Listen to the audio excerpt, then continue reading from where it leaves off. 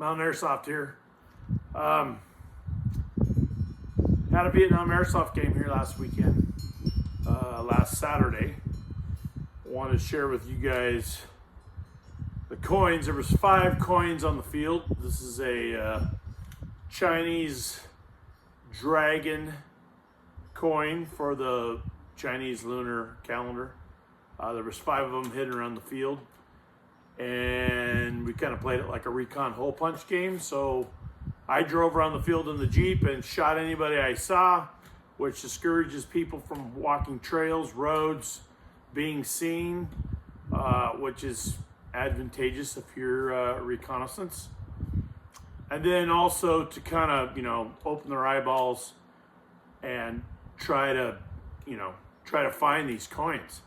And it was kind of cool. Instead of the hole punch game, you're using different shaped hole punches, and then each recon team, if you have enough people, has to go around and all their members have to get the same hole punch. So one hole punch would be a star, one would be a circle, one would be a square, blah blah blah.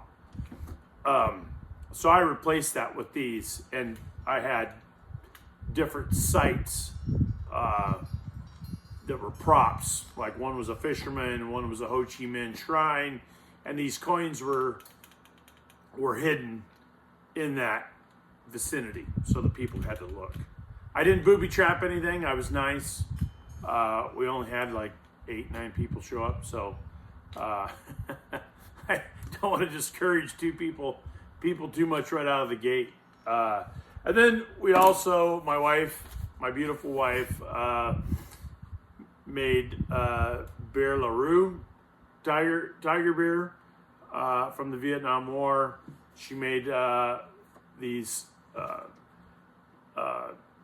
Vietnamese dollars from the Vietnam War, South Vietnam, which of course doesn't exist. This government doesn't exist anymore. It's got a tiger on the front, and it's got the U.S. Embassy in Saigon on the back.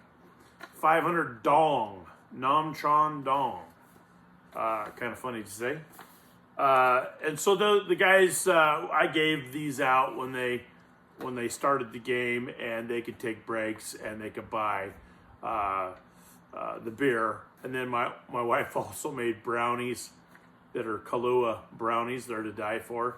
And I was calling them Laotian browns, like the Golden Triangle opium stuff, because they are like crack cocaine. Once you eat one, you can't stop. So there was some in-game money involved there, which was kind of cool as well.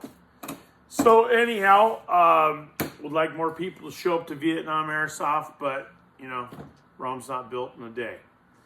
Then the other thing I wanted to talk to you guys about today is gas blowback rifles. They're awesome. I think, am I putting as much BBs down range as, probably the average teenager wants to? Absolutely not. But for me as the end user, I feel like I'm using a real rifle. The trigger feels like a real rifle, doesn't feel like a mouse click. And then I haven't cleaned my rifle since this weekend. So I wanted to give you guys a quick lowdown on cleaning a gas blowback rifle. The guys on YouTube, Explosive Enterprises, these guys are awesome. Absolutely awesome. So I got the idea from them. Go check them out. They're gas blowback gurus. They've been doing this. They haven't been doing airsoft longer than me, but they certainly have been doing gas blowback rifles longer than me. This is something I've really picked up only in the last year. I've owned a gas blowback pistol for 24 years. But a gas blowback rifle I always stayed away from because everyone says to stay away from them, right? So I picked this up on Amazon. This is a Alice clipped Cold War M16A1 cleaning kit. And I took a bunch of the stuff out that I wouldn't be using. I just put it back in my other real steel gun cleaning kits. So I've got a rag in here. I've got multi-purpose synthetic grease, super lube in here. This is for the bolt carrier group. This is straight up rubbing alcohol that looks like it's leaked. I might have to get some more. And there's a toothbrush in here on the backside, so you can scrub the willy-nillys if you want. And then this is a bore snake set up specifically for gas blowback rifles. And what you do is you take the core out of the paracord, and this was explained in Explosive Enterprises. They have a bore snake video, and I highly suggest you go over to their site, their channel, and subscribe and take a look. But you take this bore snake and you put rubbing alcohol in the first 2 knots. You know, you've taken the core out of it. It's just it's hollow like a straw. Then you tie all these knots in there, and then, you know, guys, anybody that owns real firearms, specifically a Stoner, Eugene Stoner AR platform, you're going to recognize this. So here comes the bolt carrier group, and here comes the charging handle. Bolt carrier group's out, charging handle's out, and look at that. You're looking straight down the bore of the rifle. So you can use that bore snake and run it through here, and then just clean it out. You're using rubbing alcohol in the first 2 knots, which cleans it, and then the rest of the knots, I got 4 more knots in the back end, and that swabs it dry. And does it harm I've had people ask me, does it harm the hop-up bucking? No, it does not. You know, the gun, I mean, it's very easy to clean.